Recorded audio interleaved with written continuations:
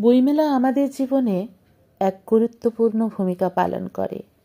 এই বইমেলার সাথে অনেকের অনেক স্মৃতি জড়িয়ে থাকে। বইমেলার সাথে আগে আমার এক সম্পর্ক ছিল, এখন একটু অন্যরকম। বইমেলাতে নিজের লেখা কবিতার বই বিক্রি হচ্ছে দেখে এক আলাদা খুশির অনুভূতি। এই অনুভূতির কথা বর্ণনা করতে গিয়ে আমি এই কবিতাটি লিখেছি।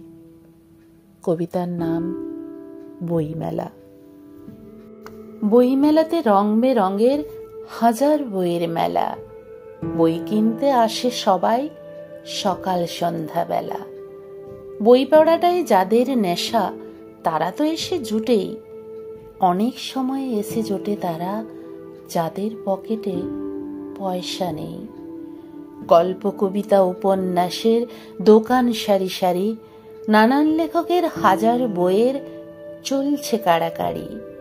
গোয়েন্দা বই, ভূত পেতনি, ছোটদের মজার ছড়া।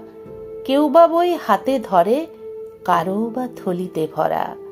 ঝকঝকে তকতকে রাশি রাশি নতুন বইয়ের ঘ্রাণে জাগিয়ে তোলে মধুর আবেগ পাঠক পাঠিকার মনে। শীতের বিকেলে মেলা প্রাঙ্গণে হাসি মুখে সবাই চলে।